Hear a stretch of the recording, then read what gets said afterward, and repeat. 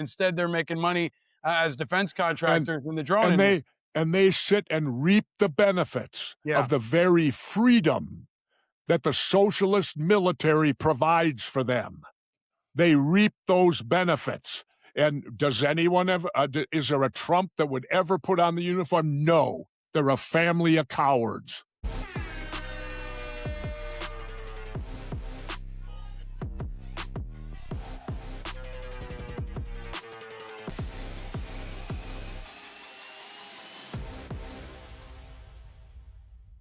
Independent Americans around the country and around the world, welcome to an episode that will surely inspire, will rivet you, will surprise you, as every single visit by our returning champion guest does.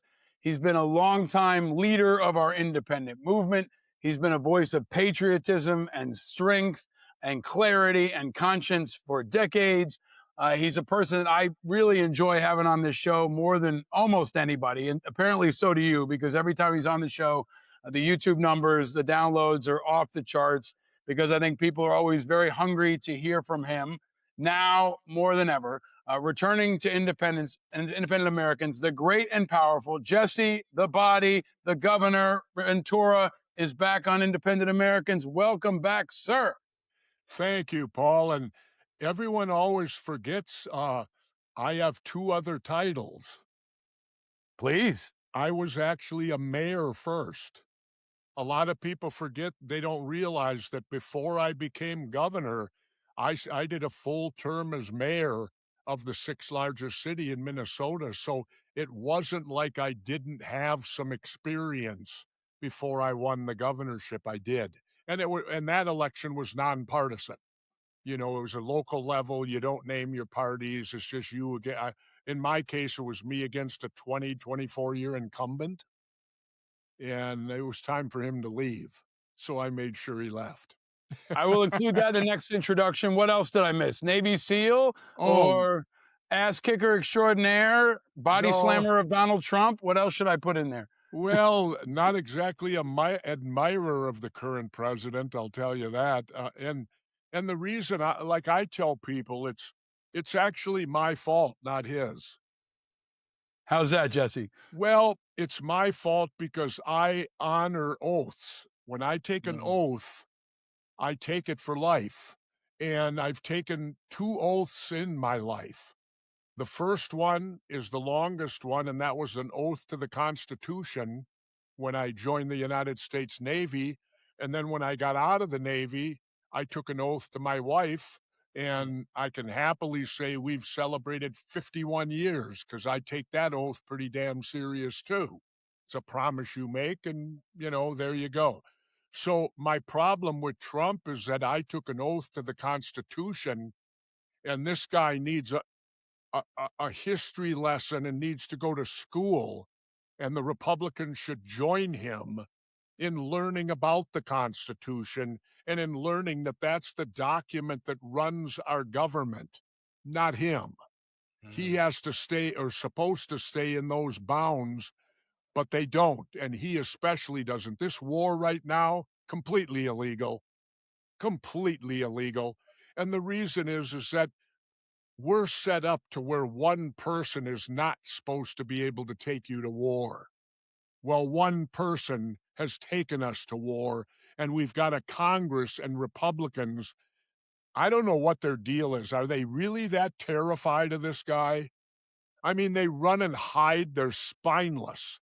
They won't stand up when he does flagrant things like taking us into this war.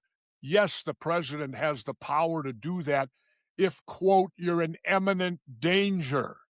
That means the rockets are getting ready to come.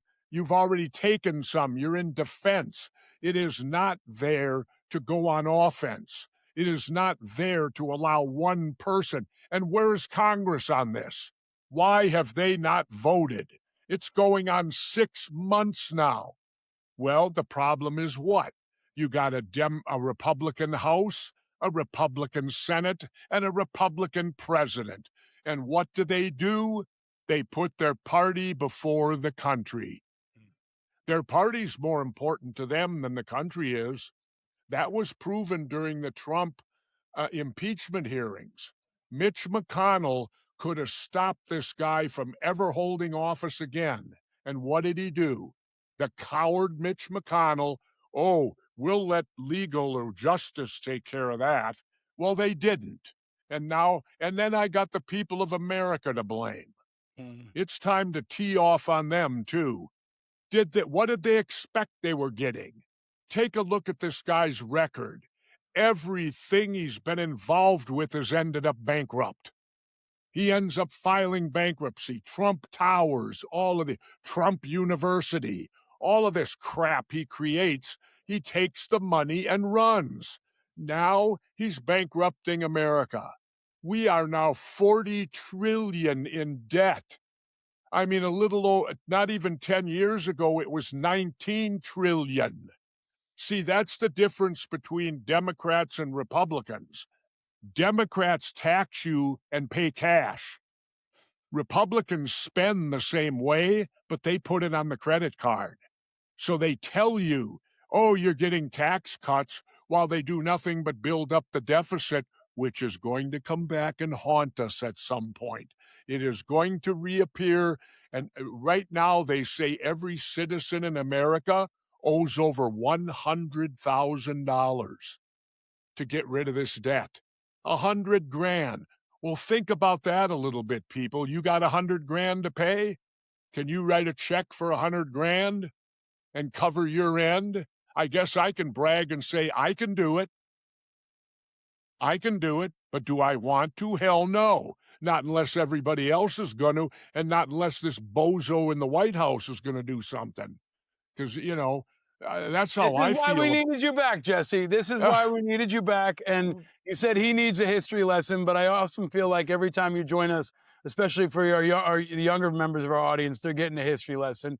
And I wanted to ask you about many of the issues we've already touched on, from Iran to the deficit. I want to get into the USS Lincoln. I want to talk about the independent movement, which you've sparked. But let me ask you, Jesse, if I can. Okay. Last time we talked to you, it was when ICE was hitting Minneapolis. It's been a couple months. I don't want to admit, where are you? Where are you now? And how are you? How you been? How's your summer going? In the midst of all I'm this? doing pretty good. I'm back living at home in, White Bear Lake, Minnesota, enjoying, but I tried to stay out of it. I hadn't watched the news for literally almost 9 months. And my kids said to me, Dad, keep not watching the news. You're not as tense. You're more fun to be around. You're not, you don't feel like you're carrying the weight of everything on your shoulders.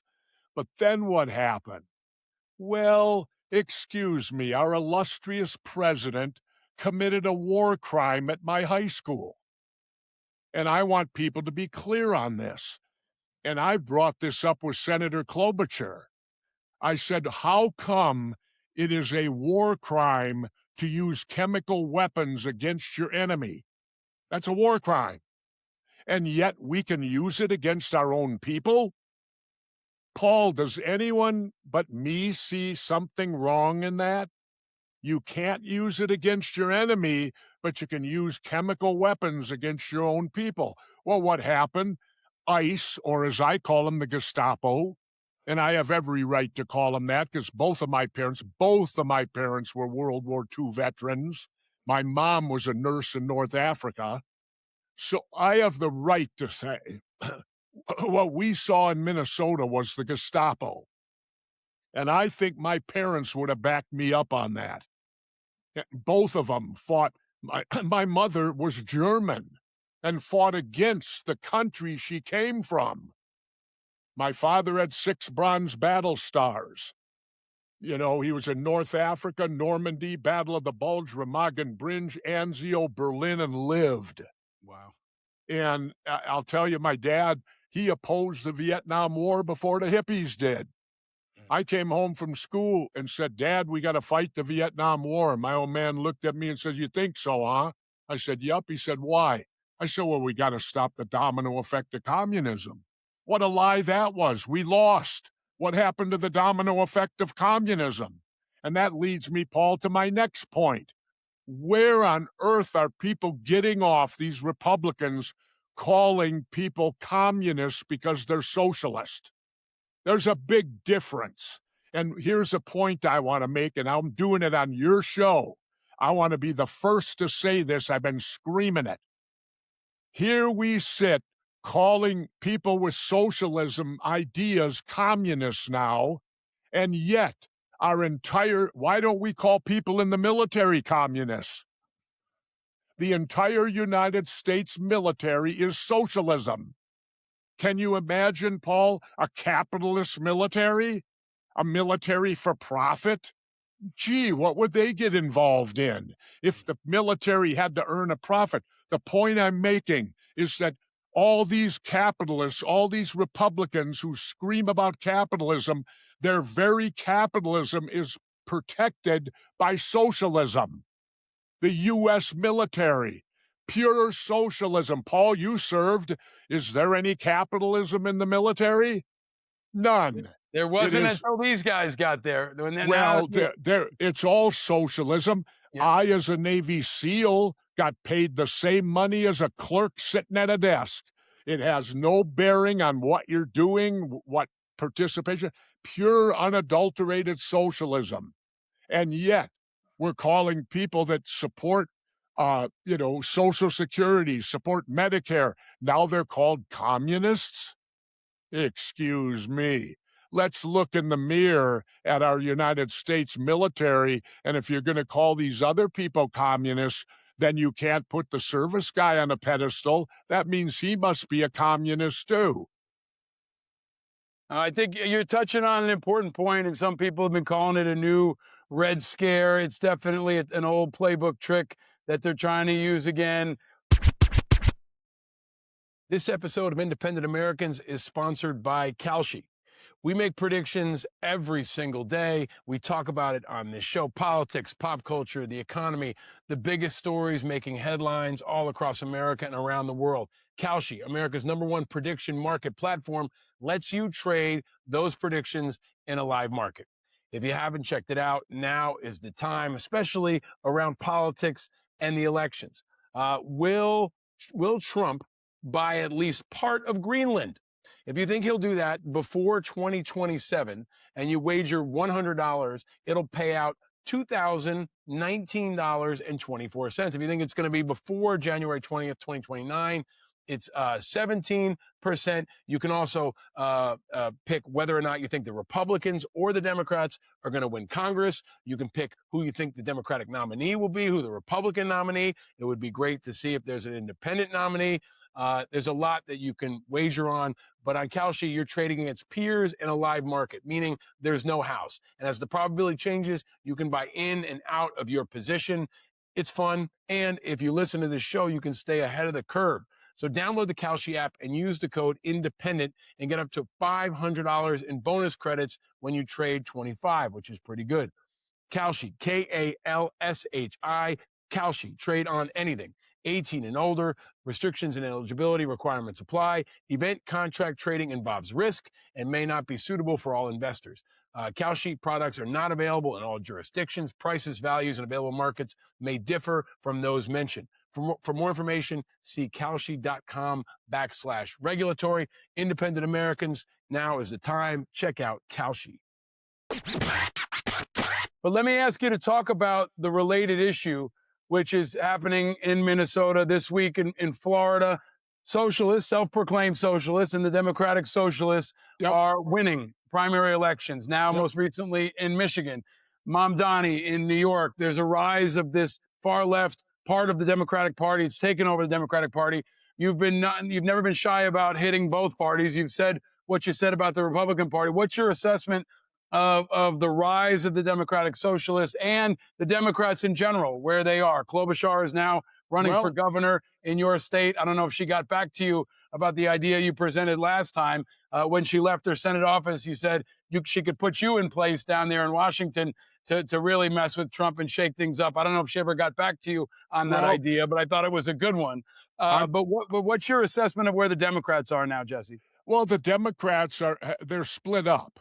Clearly, you've got the old Democrats, which are much more moderate, and this, that, and then you've got the left. But there's nothing wrong. You have the same thing on the Republican side. You got the far right, you got the religious right who want to stick their religion into government, and they think we should be governed by religion. And the far left is going through. What you're having is the two extremes are controlling both parties, and that leaves all of us centrists where we're always at. We're sit in the middle, and we have, as I love to quote the late, great Jerry Garcia, when you're made to pick the lesser of two evils, it means you're still picking evil. And that's where we're at right now. You got the lesser, you're picking the lesser of two evils. 48% Americans now claim to be independent. And yet, why don't we have a candidate? Why are we made to pick the left or made to pick the right? What's the matter with a centrist candidate? What's the matter with somebody in the middle that believes in both like me? I support Medicare. I support Social Security. I think they were brilliant ideas. What I learned in government, Paul, is this. You have to learn and create a balance between capitalism and socialism. If you can achieve that balance, that lifts the entire world up. It lifts humanity up. It takes us to a better place. And when that happens, we're all better off for it. We're all better off for it. Jesse, your timing is... Sorry, go ahead. Well, you can't just look and say socialism bad, capitalism good, because it proved if you get away from... What happened to capitalism when we allowed Wall Street to run amok? Had some problems, didn't it, back in like the early 2000s? Yep. Oh, yeah. You're going to let capitalism run wild. Get ready for the thievery of your life. We're living in a lot of that, and I want to get to that part too, especially around the Pentagon. But I want to stay on the independent piece because you're a godfather of this movement. You did the thing. Folks say independents can't win. You showed that independents could win long before a lot of other folks do. And ever since then, we've had them on this show. The mayor of Chattanooga, Tim Kelly, the mayor of Colorado Springs, Yemi Mobilati. Now we've got this movement across the country. We had 2 win in a primary in Washington last week. We're seeing them win in open primaries around the country. And now you got 4 guys, maybe 5, who are running for Senate, who are now viable. The Democrats have dropped out in a couple of those races. There's still a Democrat in Montana. I don't know if you've been watching Todd Achilles in Idaho or Brian Bangs in South Dakota, Dan Osborn in Nebraska, Seth Bodnar in Montana. These guys are on the verge of doing, the next generation of what you did. If one of them can win, it'll upset the apple cart. It'll show independents can win. And they're saying they won't caucus with Democrats or Republicans. But what's your assessment of the rise of the independent veteran Senate candidate this time? And what's your advice for them, for these 4 guys and other guys and gals who are running as independents this year and have a shot to win this fall because of a lot of what you said? People are so sick of the Republicans and the Democrats. They don't want either party. They want no party. They want none of the above. What's your assessment of where we are, Jesse? First and foremost, Paul, we need to work hard to get 3 or 4 of these independents elected. And I'll tell you why. If 3 or 4 independents achieve that position, they can control the Senate. Because the margin is so slim there that if you've got a group of 3 or 4 or 5 truthful independent, don't belong to either party, both parties are going to come and, excuse my bluntness, kiss your ass. Because you will have the power. You will have the power to say yes or no, and they're going to know it, and that's going to terrify them. You're going to see the only time you see Democrats get in bed with Republicans or vice versa is if there's independent trouble. If independents are on the rise, you will see the Democrats and Republicans bury the hatchet. They'll bury the hatchet and they'll start working together because they want the two, as my good friend Ralph Nader used to put it, they want the 2-party dictatorship, and they will work to the world's ends to achieve that. But right now, we're on the cusp. as you said, Paul, we've got 3 or 4, 5 independent candidates out there, and if they can win, they could, and you've already got Angus King in there, another independent, a friend of mine, Angus King. And if by chance I were named senator in Minnesota for the next 2 years, replacing Klobuchar, let's see if she's got guts enough to try that.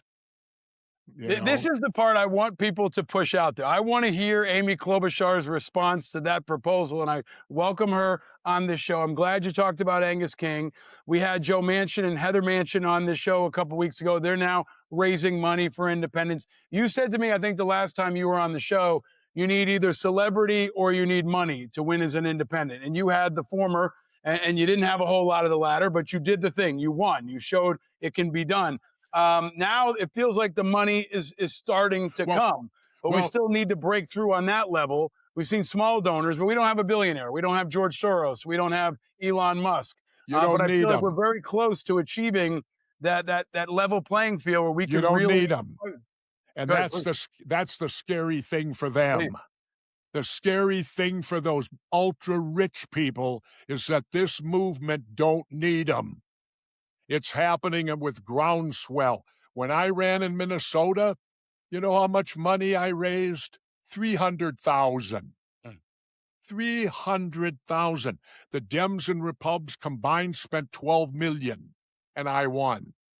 But see, I had a great thing going for me. The reason they have to spend this money like they do is for name recognition. Right. I didn't need that. Like I laughingly say, some writer wrote, there's 4 people in Minnesota who all you got to do is say one name and everybody knows who they are. And that's Jesse, Prince, Dylan, and we had a columnist here named Sid Hartman. Sid. If you said any of those names, Sid, Dylan, Prince, Jesse, in Minnesota, everybody knows who you're talking about. So I was very fortunate not having to spend money to get name recognition. And that's where the third-party movement can use celebrities. Because if you can find someone who's in tune, knows what they're doing, and they got that notoriety already, you don't have to raise money. Do you know what this raising of money truly is, Paul? I learned about it. It's job creation. That's what it is. They raise these millions of dollars, then they hire these people who are supposed experts to get you elected, and they're all paid. They're paid to, they may not even support you. They're paid to support you.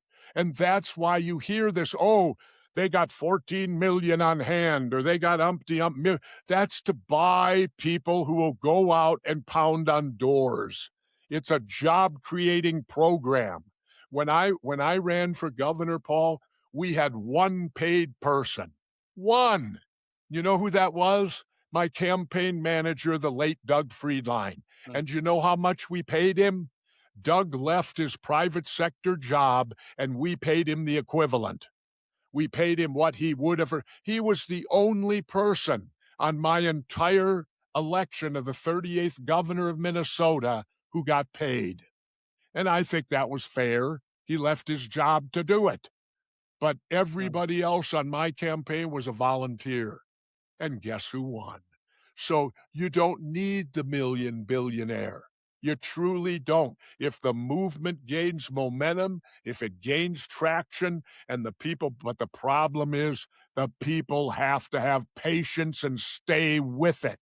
It's not an overnight fix. Case in point, Paul, I tried to legalize marijuana and cannabis.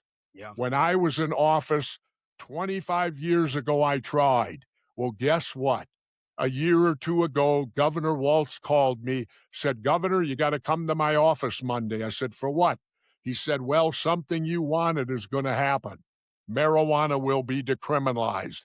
And it showed me that, yes, it took 20 years for government to respond to that, but somebody kept that match lit, and somebody kept it burning for 20 years, and I got to go back and see the fruits of my labor happen.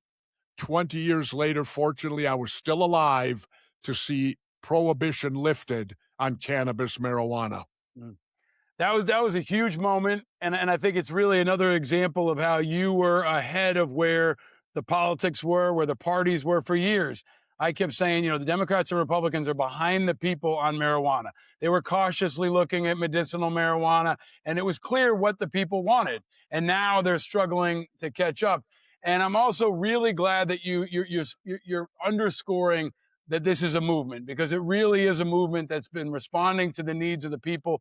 We're at kind of a breaking point now, and hearing your story, hearing your motivation, hearing how you talk about issues, I think is really important for a new generation of independents to remember what works, right? I mean, you were a master at cutting a promo, man. I remember when I first met you, we had you do a radio ad for Operation Truth. I think you kept the car running. You walked inside, cut the promo in one shot, and walked back out. You know how to do this. And people need to know how Jesse does this to get tighter, to get better, and to learn from really the movement leaders that came before us.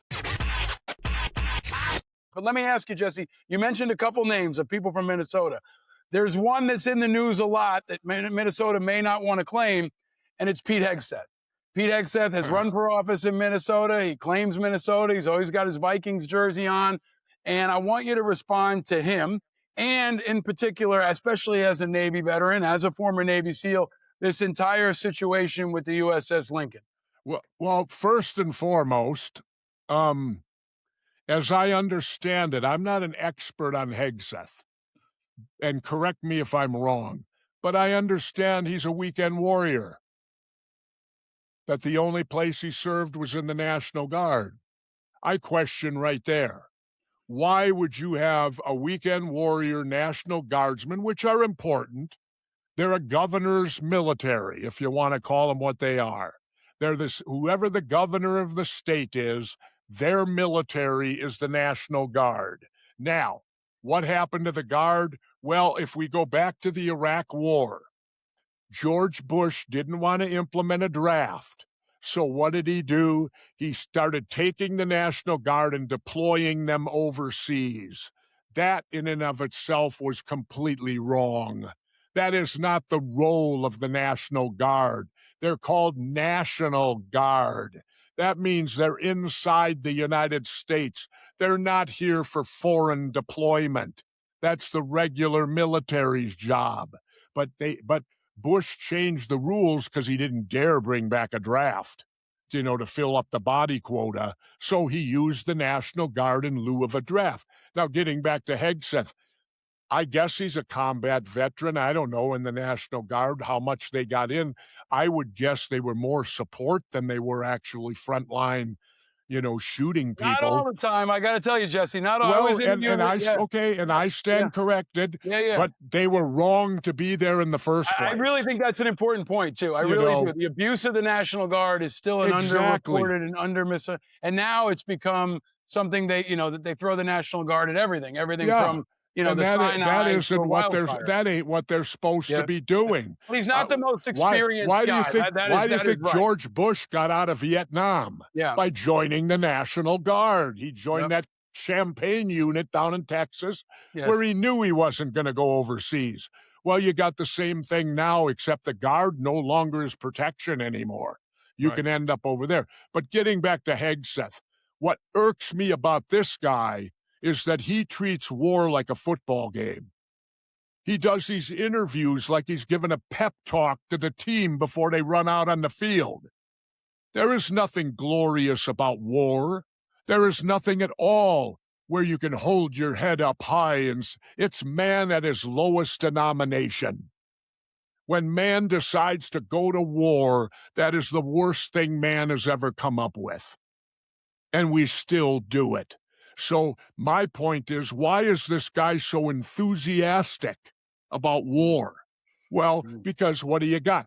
Donald Trump sitting down there at Mar-a-Lago drinking cocktails when he comes out to announce the death of 6 of our servicemen. And then what does he do? Walks back into his $1 million cocktail party.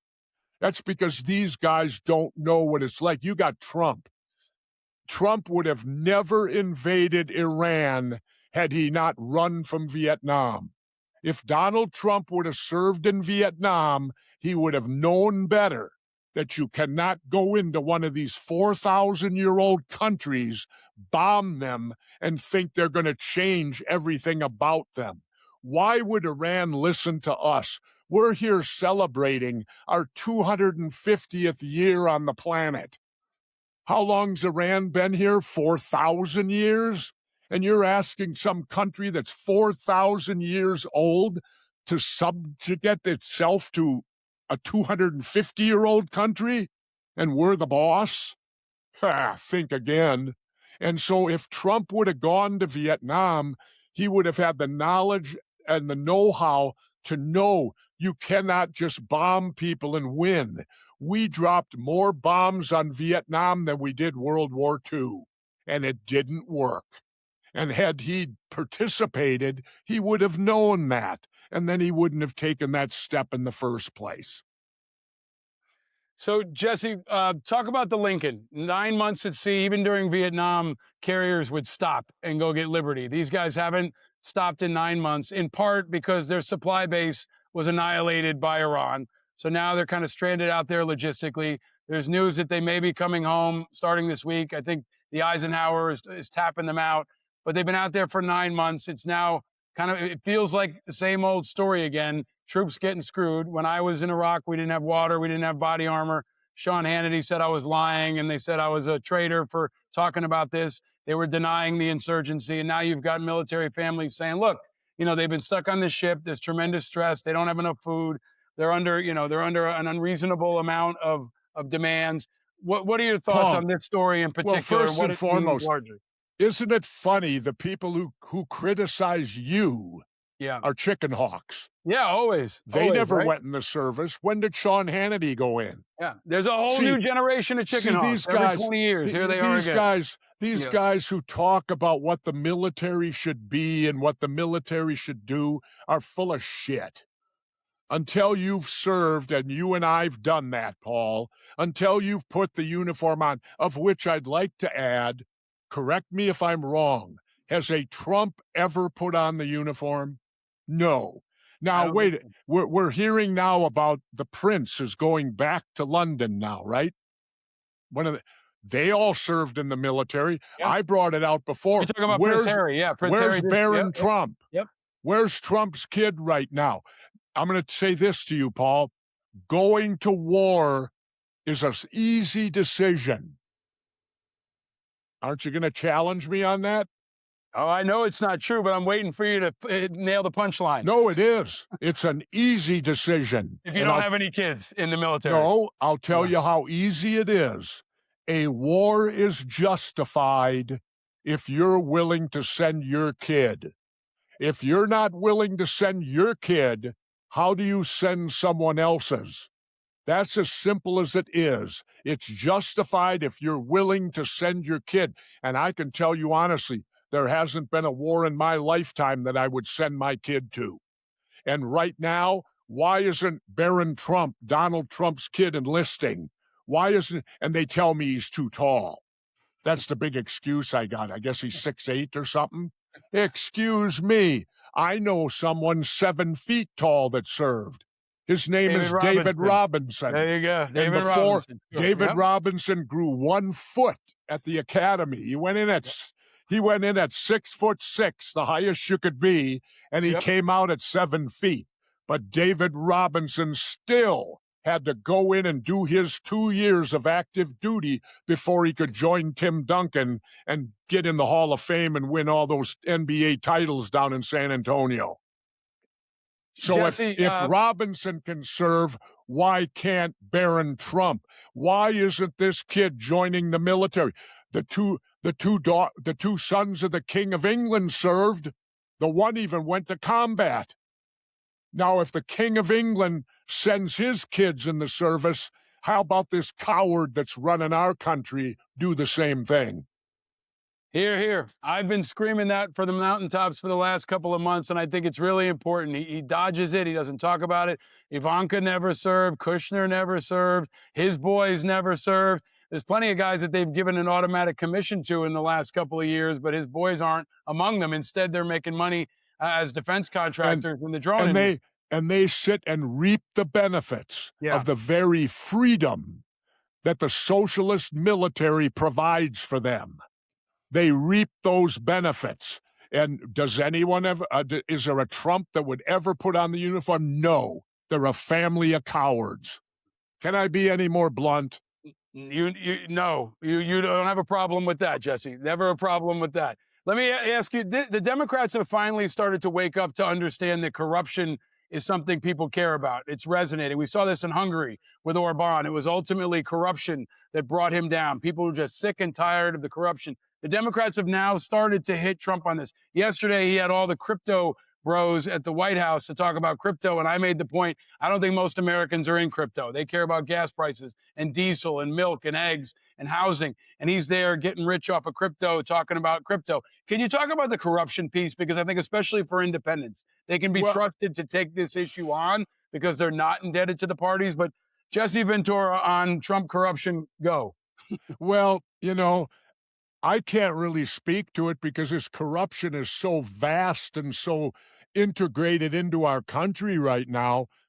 I'm kind of lost. I don't know what all I know is he's a crook. And all I know is he and his family are profiting to the tune of millions, and now they're claiming billions of dollars. And that's what his idea of public service is. That's what his idea is of getting to an elected position, is to enhance your own wealth and to do all these. I mean, all these the debt is now $40 trillion. Like I said, that means every American would have to ante up over $100,000. How many Americans can do that today? They can't even fill their gas tanks today. They can't even take the trip with their family they wanted to take because inflation and gas is so high. And do you think Donald Trump is worried about that? No, he's more worried about the cement slabs he's putting in on all his improvements that he's doing in Washington, and where can I put my name so that when I die, I'll live forever, and 100 years from now, people will think I'm George Washington. That's what he's out for, totally and completely. He is not there to serve America. He's there to serve himself. Jesse, the ballroom and the arch, your thoughts?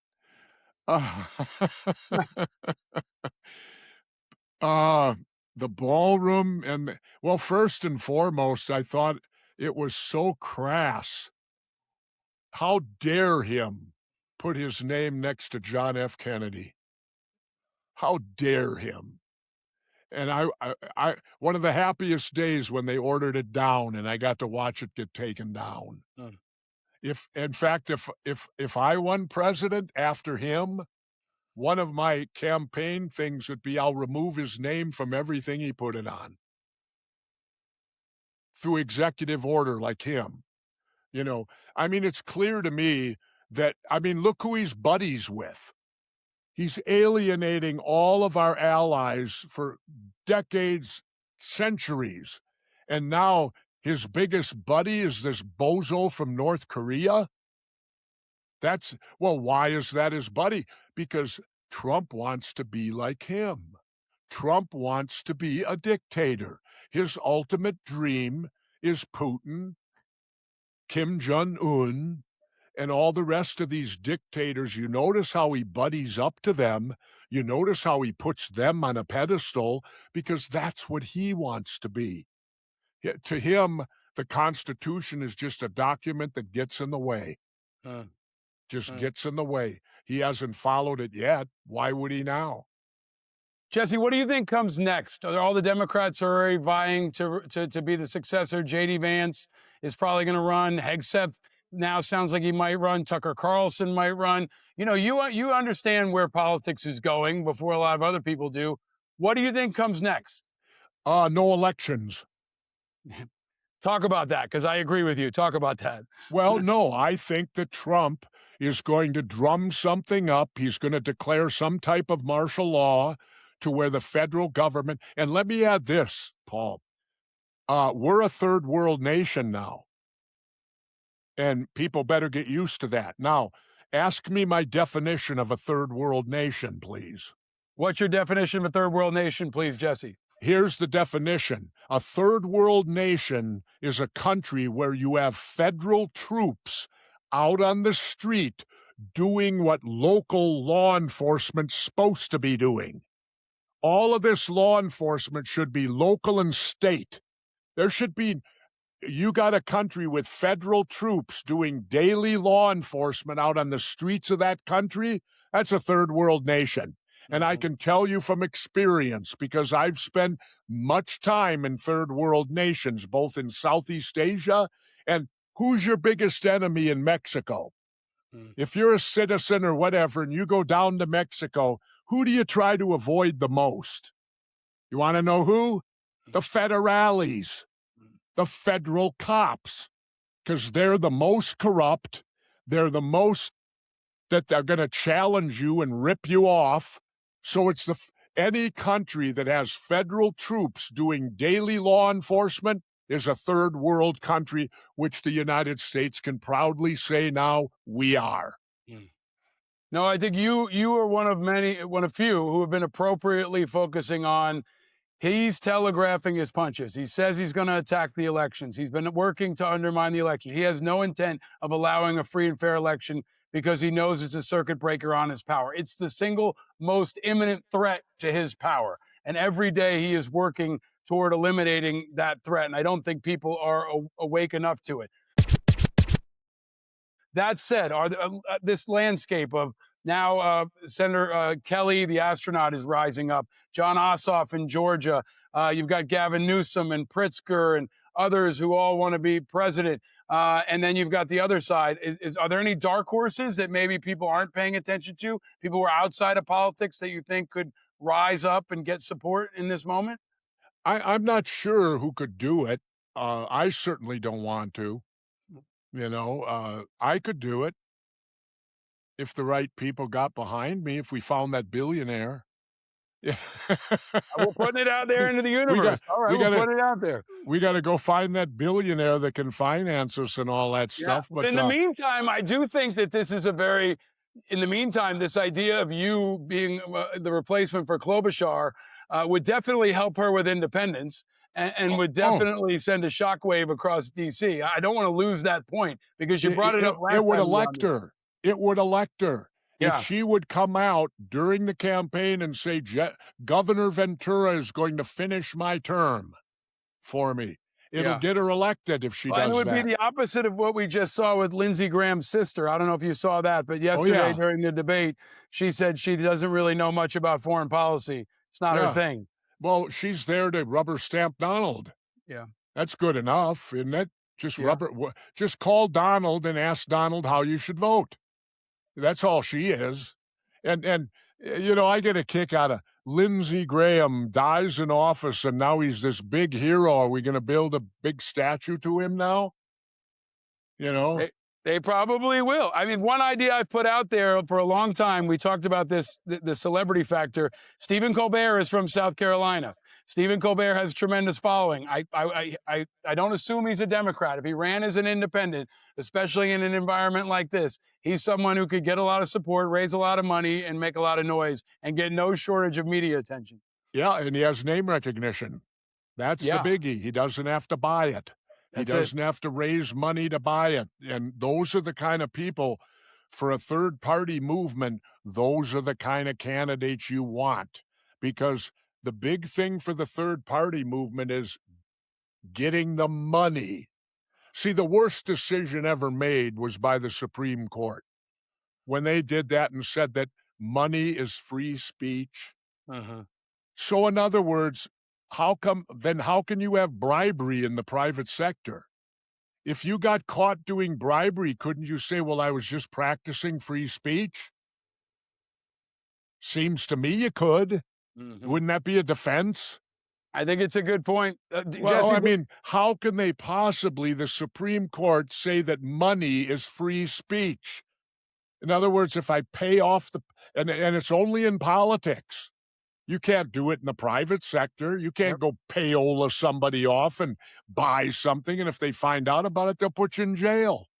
But in politics, oh, that's free speech. If you hand somebody thousands of dollars, you're just practicing free speech. I think you're absolutely right on this one. Look, we've covered a lot of things that are rightfully pissing people off. I say if you're not angry, you're not paying attention. Let me ask you to go below the radar and touch on one that's emerged in the last couple of months that's got people of all backgrounds really pissed off. Data centers. They're dropping these data centers into communities. They want to drop them into more. Meanwhile, AI is taking jobs. They're not giving back to the community. They're not investing in infrastructure. And now every politician seems to be rushing to the fore to say, we don't want data centers in our state, except for Trump, who says they're great and everybody should let them happen. Jesse Ventura on data centers. Well, first and foremost, I'm not the person to ask. I got to confess right now, Paul, I have never owned a cell phone. So I don't give a damn about a data center. No, I have never owned a cell phone in my life. I'm 75 years old now, and I've made it my life's mission.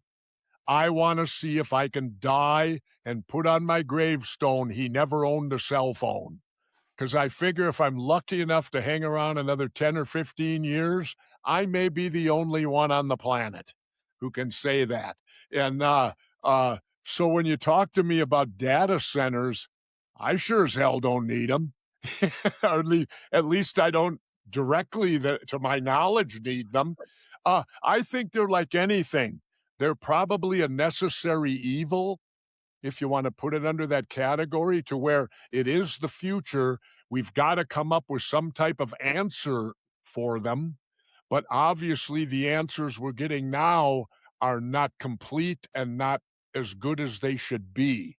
So that would be my advice is I would seek more answers, and I wouldn't just rubber stamp these things and start letting them build in a neighborhood, because they could end up being they could end up being an asset, or they could end up being a hell of a detriment. You don't know. The rolling of the dice haven't stopped rolling on them yet. And again, you're talking to someone out of ignorance. I've never even owned a cell phone, so I don't give a crap about a data center. Look, personally. This is the candor we need. You say you don't know when you don't know, but at the same time, you know, your approach is moderate and reasonable and centrist and realistic, which is refreshing for all of us. Jesse, we talk about a lot of things when you're on the show. You don't have a cell phone. If you don't ever have a cell phone, I will not be surprised, because anything you put your mind to, you're able to achieve. I haven't asked you this question in a while, at least on my show. My kids have become big wrestling fans. Yeah. Okay. And Cody Rhodes is my son's favorite wrestler. I'm sure you knew his father, right? And you know a lot of these guys. Do you have thoughts on wrestling? I know you've been outspoken about the WWE, but at the same time, wrestling still does provide inspiration to a lot of young people, even role models to a lot of young people. Any thoughts on wrestling right now? Or do you have a favorite current wrestler that's out there among this younger generation? Unfortunately, they came back and got me, and I didn't last long. They've already gotten rid of me. They couldn't control me before, and they can't control me now. And the problem is this, and I'll be straightforward. When I used to do wrestling in my heyday, I didn't want to know nothing. I wanted to react to what I saw in the ring and react accordingly as I saw it. Well, unfortunately, that portion of the business has passed me by. Today, they are focused on an end point. All the announcers have to go to focus toward that end point, whatever it is, and everything corporate is done by writers and corporate entities, all leading to that final end point.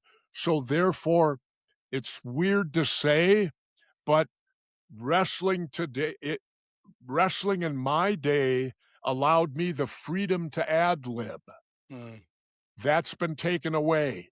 There is no more ad-lib in wrestling.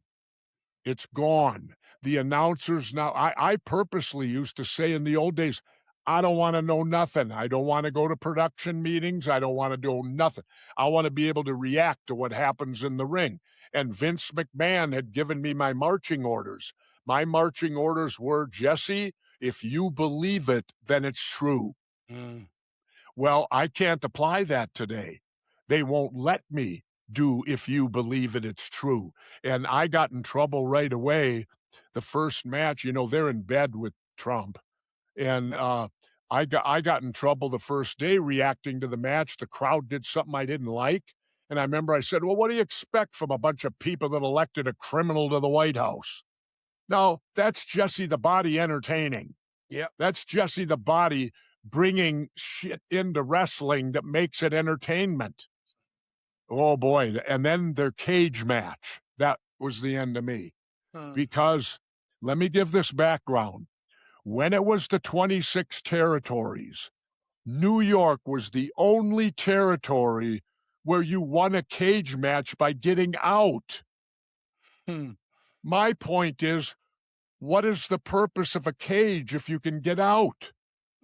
The match was designed because the bad guy keeps running. Well, now the good guys finally got him. We've signed him to a cage match. He's got nowhere to run, nowhere to hide. They make a big presentation of locking the door. Yep. Right? So I'm doing this cage match, and how is the winner determined? He walks out the door.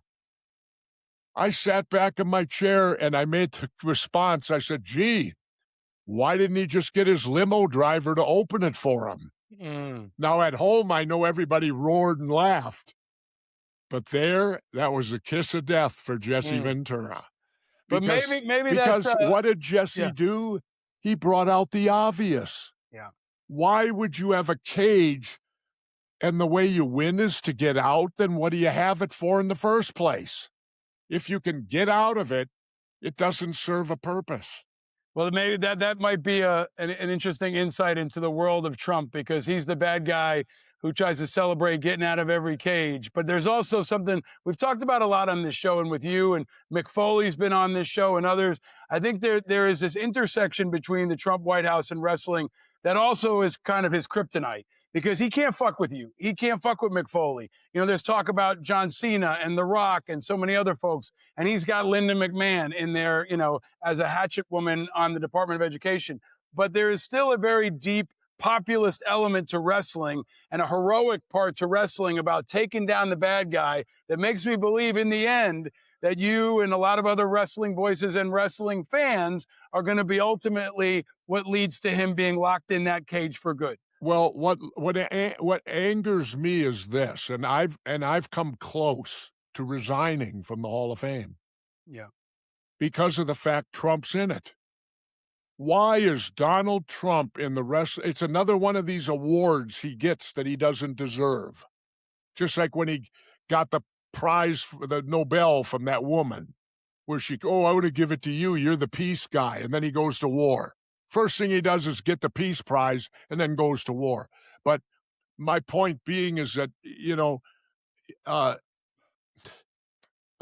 lost my train of thought. What was I talking about, Paul? No, I mean, his intersection with wrestling, I mean, it's just, I think wrestling can take him down.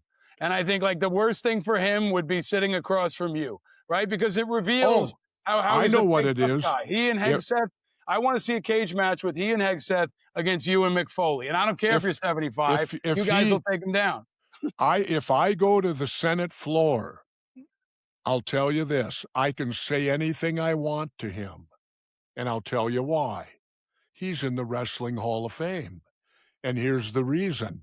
There is no one in the Pro Wrestling WWE Hall of Fame from my generation, which is him, who has not faced the verbal wrath of Jesse the Body Ventura. Well, if I go to the Senate floor, we're going to find out if he belongs in the Hall of Fame, because he's going to face my verbal wrath if I get there, and he's going to face it tough. And why shouldn't he? I mean, what is he doing in the Hall of Fame? He provided 2 buildings for us, I think, for WrestleMania 5 and 6, where he probably made $1 million. He then did some little angle with Vince, I think, where somewhere along the line they cut somebody's hair.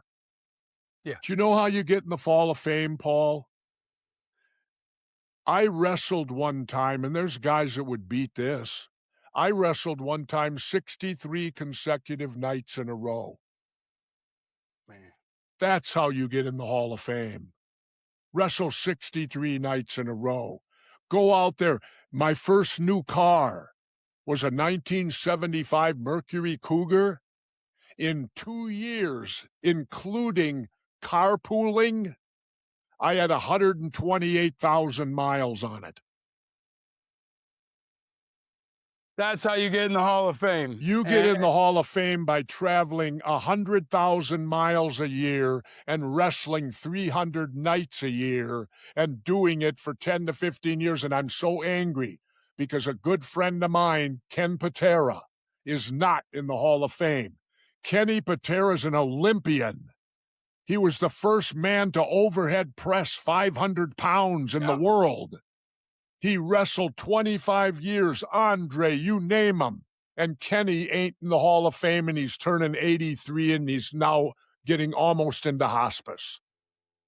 That's crazy that Ken Patera is not in the Hall of Fame. All right, I usually do something good at the end of the show. And I'm just going to say, you are something good. Your stories are something good. Your challenge, the idea of you verbally across from Trump is something good. Kenny Patera needs to be in the Hall of Fame, people, independent Americans. Even if you're not wrestling fans, do your research. We should support that fully. But Jesse Ventura, you are always a thunderbolt of candor and truth and patriotism. I said on the intro yesterday, you know, we're all feeling a little pain, but we ain't got time to bleed. And you remind us about what it's like to keep fighting and keep pushing and keep grinding and keeping it real, man. I'm glad that you're seeing a lot of the ground that you laid in this independent movement really start to take hold. We're about to be the majority in this country. And you will always be, you know, a legendary godfather. You'll be in the Independent Hall of Fame. That's for sure. We're just grateful for your voice and for all you do, man. Well, thank you a lot. Thanks for what you do. You know, let me ask you something. When you go on CNN, do they pay you, or is that a freebie? I am the lowest paid guy on CNN, on News Nation. Do you get paid? I get paid zero, and everyone should know that. Yes. Okay. Well, zero. That's one of the reasons. That's one of the reasons I quit doing it. Yeah. No, one of the reasons I quit doing it was, hey, why are all these other guys getting paid and I go on for free? Yeah. That's BS. But you know what else, Jesse? Then they can't tell me not to say shit. I can say whatever I want. I can go on every show. I'm not bound to any show. They can pay me and I still won't say what they wanted me to say.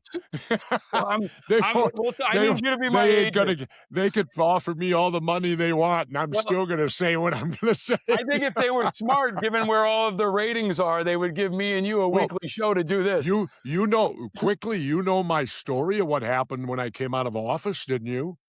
Tell the story. I'm never going to stop you from telling the story. I want people to hear this. I came out of office, right? I'm the hottest commodity out there, the voice of the independent. CNN, Fox, and MSNBC got in a bidding war for me. MSNBC won. I signed a 3-year contract with them. They had just signed Phil Donahue, the daytime guy. Yeah. Phil was on at night. He was their highest rated show. They were going to put me up there, so it'd be Phil Donahue and Jesse back to back on MSNBC, right? We were going to be the big two for the nighttime, right? Then we get a phone call. Here's the phone call. One of my subordinates who worked with me at the Capitol was now working with me on the show, John Woodley. He takes the call and he says,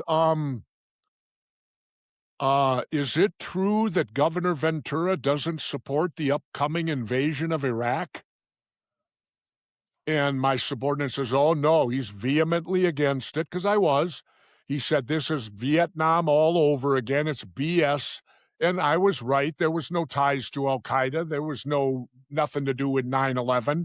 All the things they told us we had to go to war with Iraq were lies.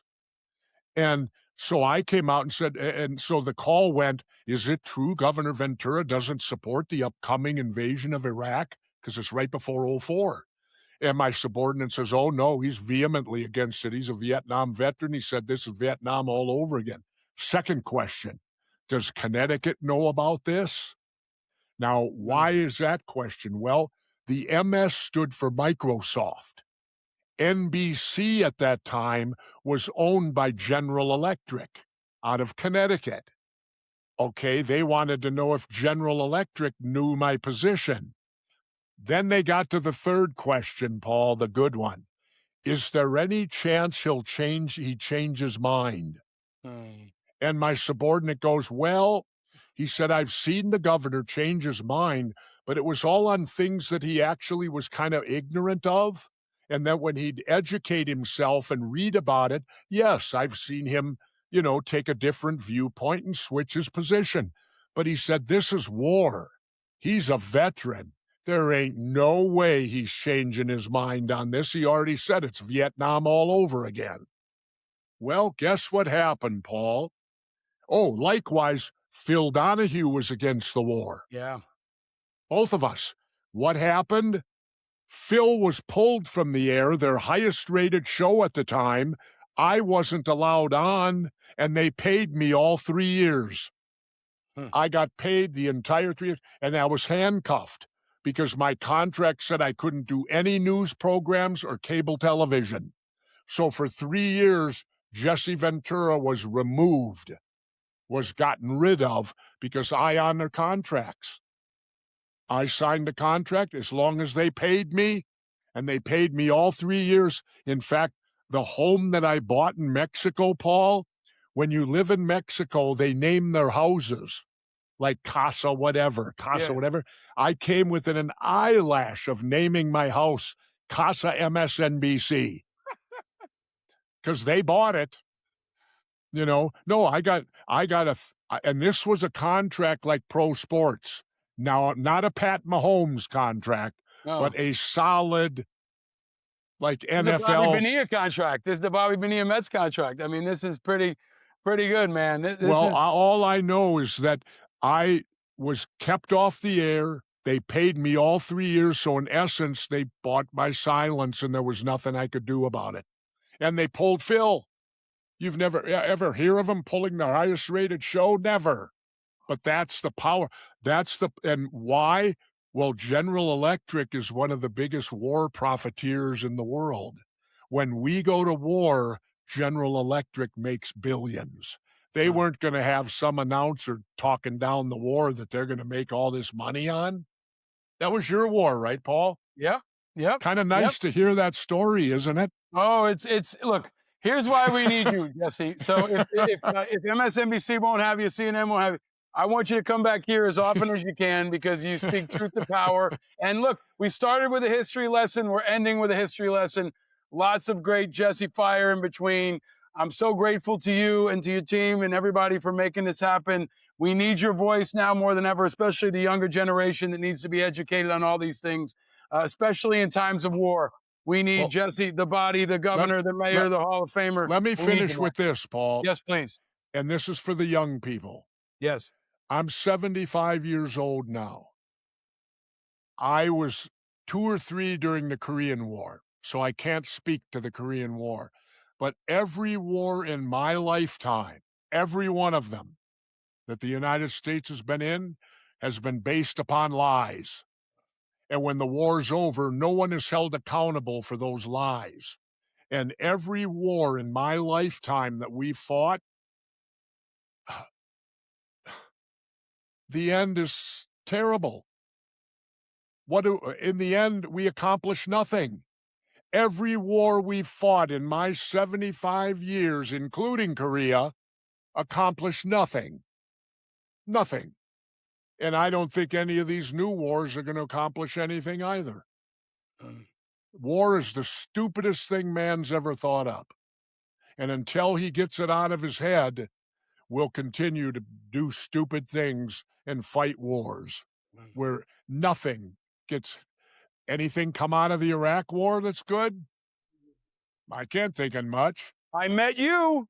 I met you. That was good. I met you in a truck stop in Minnesota, and you came in the back on a motorcycle, and you had a gun, and I was like, holy shit, I'm meeting Jesse Ventura, and I didn't know if we were going to be partners or you were going to kill me, but I got to meet you, and we're still friends 20 years later. Little things like that, yeah.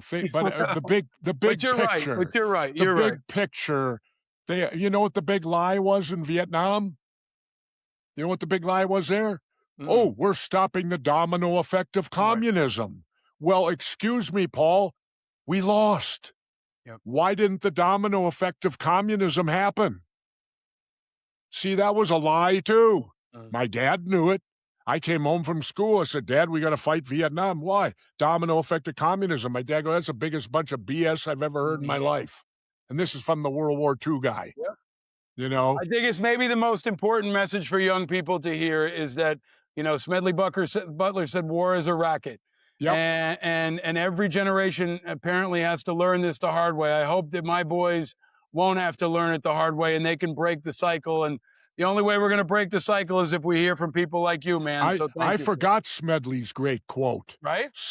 General Smedley Butler, war is a racket. And he is dead on with that. It's a complete racket. That's it. Well, so is the partisan game, and we're working to change that, and then the wars, and bring truth. And maybe if you get look, we got a couple of things we got to do here, independent Americans. Amy Klobuchar needs to be asked about this proposal. We need to get Kenny in the Hall of Fame. We need to figure out a cage match between Mick Foley and Jesse versus Hegseth and Trump. And then if we get you in the Senate, we can have a party at Casa MSNBC in Mexico. How's that, man? There you go. The only problem is I sold it. We'll get another one. We'll get another one. But I know a few places we can do it down there. All right, we'll put a pin. Ladies and gentlemen, the great and powerful Jesse Ventura. Thank you, my friend. Thank you for all you do. I hope you come back again soon and stay vigilant. Always my pleasure. I'll come back anytime, and you keep up the good work. Keep speaking out. It's people like you that'll make the difference in the end. Yes, sir. We're following your lead. There it is, folks. Take it, spread it far and wide. Thank you for joining us on Independent Americans. Tell your friends, spread the word, declare your independence, and share this Jesse knowledge, because we ain't got time to bleed. Stay vigilant, America. He tells me the left and right are dreams for those without a clue. And when you wake, it's time to grow. And it's not cool to believe in school, but if I can say one thing, I've seen the children of the revolution and the good trouble they can bring. He says the red and blue are dead and independent is an attitude. An island in the sea of rhetoric and I could probably go. He tells me the left and right are dreams for those without a clue. And when you wait, it's time to grow. Powered by Righteous Media.